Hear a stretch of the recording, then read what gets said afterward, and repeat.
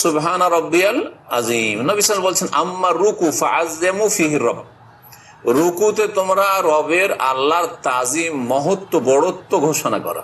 সুবহানা রাব্বিয়াল আযীম, যে আযযিমু আযীম, সুবহানা রাব্বিয়াল আযীম। ফাসাব্বিহ বিসমি রাব্বিকাল আযীম সূরা ওয়াকিয়াতে যখন নাযিল হলো, নবী বলে ইজআলুহা ফি রুকুইকুম, এর উপর আমল করো রুকুতে। রুকুতে গিয়ে আয়াতের উপর আমল, আয়াতের উপর আমল হয়। যখন নাযিল হলো সূরা আলা সাব্বিহ ইসমা রাব্বিকাল আলা, বললেন ইজআলুহা ফি সুজুদ, এটা সিজদাতে পড়ো, মানে সুবহানা রাব্বিয়াল আলা, এই আয়াতের উপর আমল করো, সাব্বিহ ইসমা রাব্বিকাল আলার উপর সিজদাতে গিয়ে।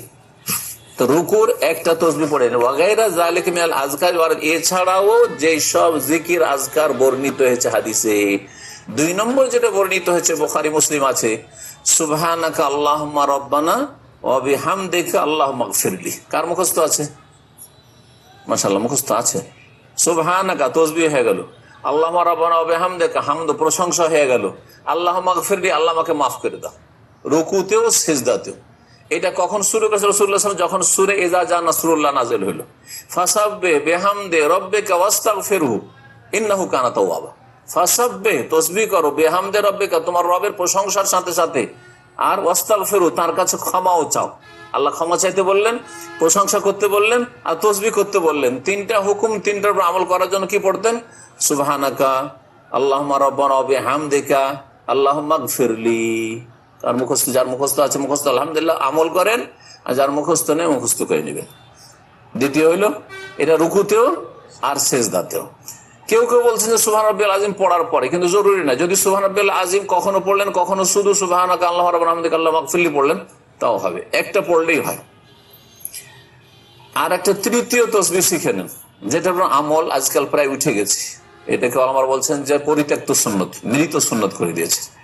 সৌদি আরবে কিছু কিছু অল্প লোকের আলেম মানুষরাই পড়ে, আর আমাদের আহলে হাদিস ভালো আলেমরা পড়ে, এমনি জনগণের মধ্যে মুশকিল নেই।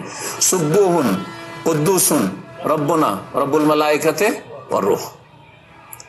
তাহলে রুকুতে সিজদাতে 3টে তাসবিহ শিখিয়ে দিলাম আপনাদেরকে, 3টে। এই 3টে মুখস্থ রাখবেন, কখনো এটা কখনো এটা কখনো এটা, অথবা সুবহান রাব্বিয়াল আযীম পড়ে নেন, তারপরে এটা 2বার 3বার 4বার পড়লেন, সুবহান রাব্বিয়াল আলা পড়লেন রুকু সিজদাতে, তারপর তখন এগুলো পড়লেন 2বার 3বার 4বার, যা হইলো।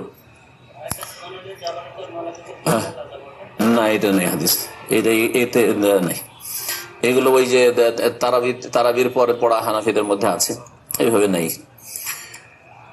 তারপরে অসুন্নাত এখন রুকু ইনকানে ইমামান বিকাদরি আশরাত আসওয়া, ইমাম যদি হয় নামাজি, নামাজির অবস্থা 3 রকম, ইমাম না হয় মুক্তাদি, না হইলে একাকী নামাজি, তাই না? ইমাম যদি হন তো মোটামুটি 10 তাসবিহ সমান রুকুতে থাকবেন, সিজদায় থাকবেন, মানে 10 বার তাসবিহ পড়া যায়, সুবহান রাব্বিয়াল আযীম সুবহান রাব্বিয়াল আযীম সুবহান রাব্বিয়াল আযীম করে 10 বার যাতে পড়া যায়। 10 বার যদি ইমাম পড়তে পারে তো 3-4 বার 5 বার তো দুর্বল মুসল্লি পিছনে পড়তে পারবে। ওয়া আম্মাল ইমাম মুক্তাদি ফাতাবউন লিল ইমাম, মুক্তাদি হচ্ছে ইমামের তাবে, যতবার পারে ইমামের পড়তে পড়তে আপনি যতবার পারেন, 3 বার পারলে 3 বার, চুপ থাকবেন না, 5 বার 7 বার যা পারেন পড়বেন আপনি।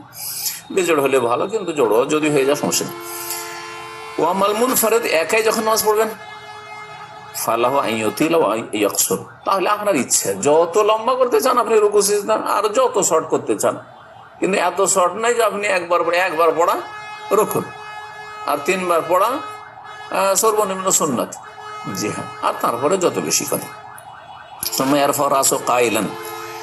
এটা বললে মাথা উঠাবেন, মাথা উঠাচ্ছেন আর বলবেন, কি বলবেন? সামি আল্লাহু লিমান